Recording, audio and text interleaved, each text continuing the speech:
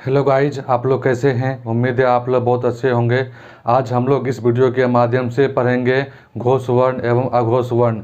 घोष वर्ण और अघोष वर्ण ये काफ़ी महत्वपूर्ण टॉपिक है। तो आइए अब हम लोग इस टॉपिक पर आज चर्चा करते हैं।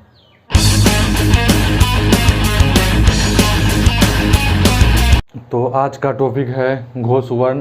तो आइए हम लोग घोष वर्ण के बारे में महत्वपूर्ण जानकारियाँ प्राप्त करते हैं। तो सबसे पहले हम लोग इसका परिभाषा जान लेते हैं कि घोष वर्ण किसे कहते हैं।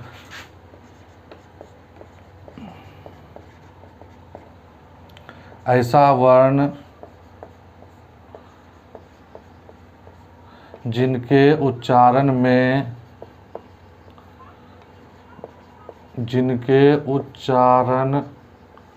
में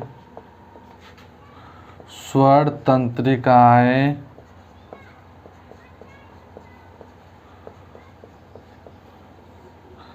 झंकृत होती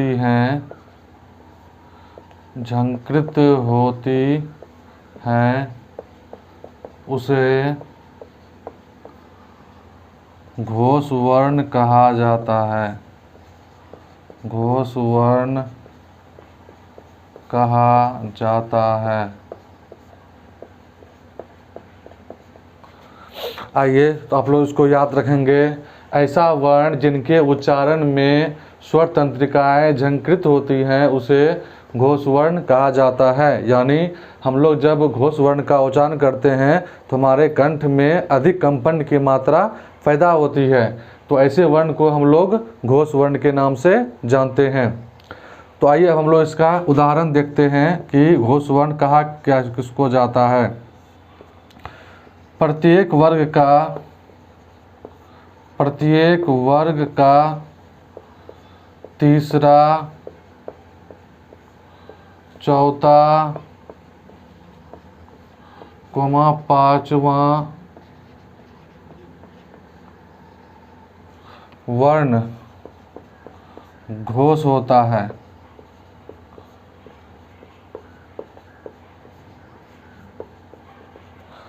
आप लोग इसको याद करेंगे। प्रत्येक वर्ग का तीसरा, चौथा, पांचवा वर्ण घोष होता है। तो यहाँ पे एक शब्द आया है वर्ग। आप लोग को पता होगा कि हिंदी व्याकरण में कुल 5 वर्ग होते हैं। क वर्ग, च वर्ग, ट वर्ग, त वर्ग और पो वर्ग। तो उन्हीं का हमें तीसरा, चौथा एवं पांचवा लेना है।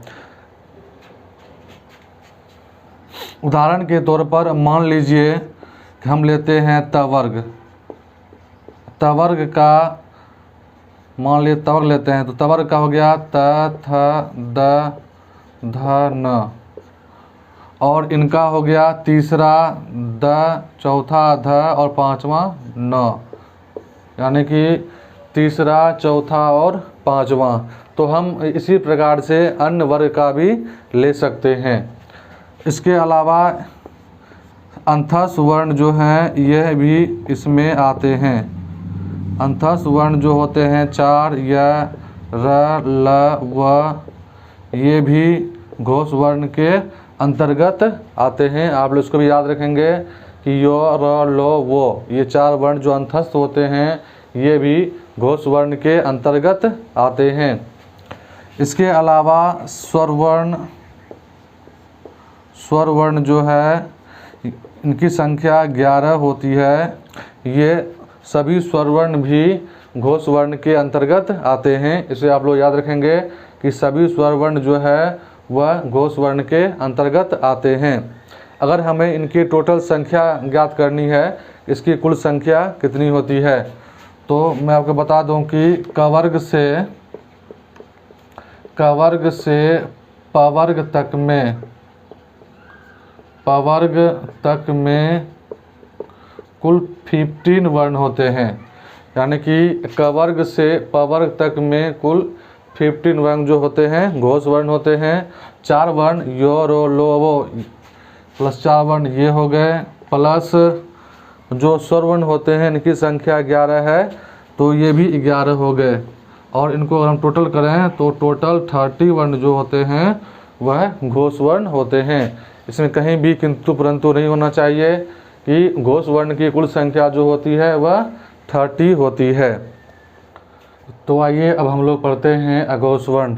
हम लोग इसमें पढ़ेंगे कि अघोष वर्ण किसे कहते हैं और इनके बारे में महत्वपूर्ण जानकारी प्राप्त करेंगे।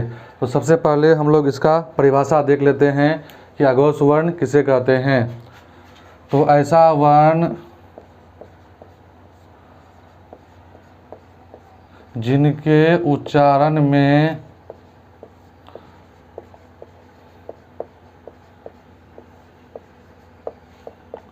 स्वर तंत्रिकाएं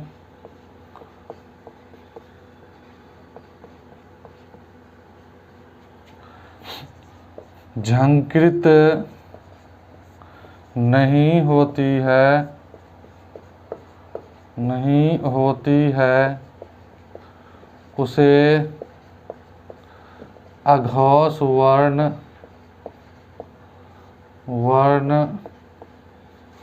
कहा जाता है।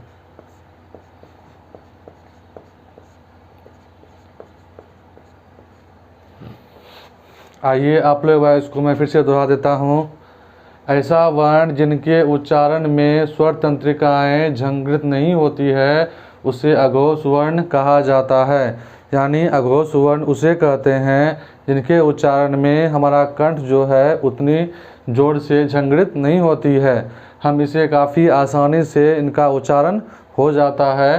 तो ऐसे वर्ण को हम लोग अघोष वर्ण के नाम से जानते हैं। और इनकी अगर कुल संख्या की बात की जाए तो इनकी कुल संख्या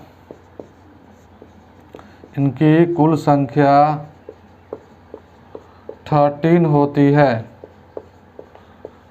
इनकी कुल संख्या 13 होती है। तो आइए हम लोग देखते हैं इनकी कुल संख्या 13 कैसे होती है और इनके अंतर्गत कौन कौन से वर्ण आते हैं। तो क वर्ग से लेकर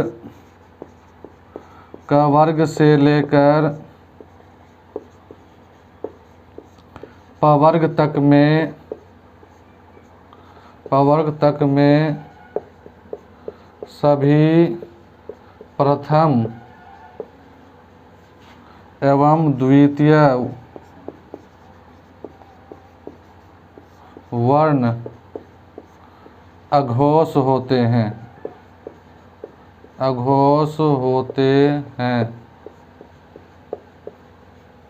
आप लोग याद रखेंगे, क वर्ग से लेकर प वर्ग तक में सभी प्रथम एवं द्वितीय वर्ण अघोष होते हैं।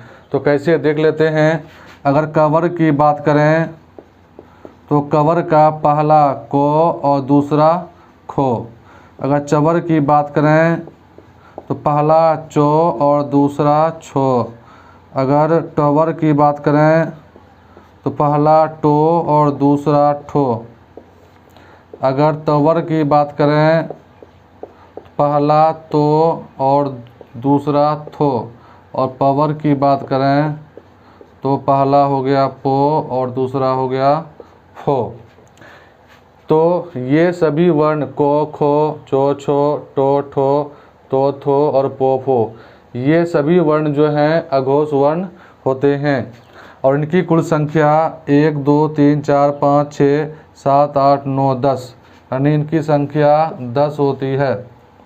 और साथ ही साथ हमें तालब सो, मूर्धन्त सो और दंत सो, इन तीनों को भी शामिल करना है। तालब सो, मूर्धन्त सो और सो, ये तीनों सो भी हैं जो अघोष वर्ण के अंतर्गत आते हैं। इनको अगर ऐड करें तो ये हो जाते हैं 13। तो आपको याद रखना है कि अघोष वर्ण जो होते हैं इनकी कुल संख्या 13 होती है। को वर्ग से लेकर प वर्ग तक में सभी प्रथम लेना है एवं द्वितीय वर्ण लेना है। पहला और दूसरा वर्ण जो होता है वह अघोष वर्ण होता है। तो आइए अब हम लोग एक बार फिर से घोष वर्ण और अघोष वर्ण के बारे में जानकारी प्राप्त कर लेते हैं। और हम लोग देखेंगे कि आज के वीडियो में हम लोगों ने घोष वर्ण और अघोष वर्ण के बारे में क्या क्या जानकारी प्राप्त की। आज मैं इस वीडियो के माध्यम से आपको घोष वर्ण और अघोष वर्ण याद करने का एक बेहतरीन ट्रिक बताऊंगा। अगर आपने वह ट्रिक याद कर लिया तो आपको कभी भी घोष वर्ण और अघोष वर्ण को याद रखने की ज़रूरत नहीं है, वो आपको स्वतः ही याद हो जाएगा।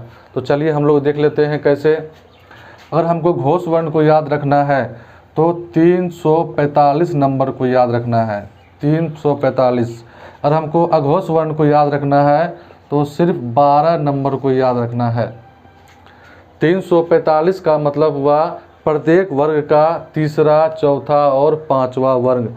और आप लोगों को पता है कि हिंदी व्याकरण में कुल 5 वर्ग होते हैं, कवर्ग, चवर्ग, टवर्ग, तवर्ग और पवर्ग। तो उन्हीं का तीसरा, चौथा और पांचवा वर्ण जो होगा वह घोष वर्ण के अंतर्गत आता है।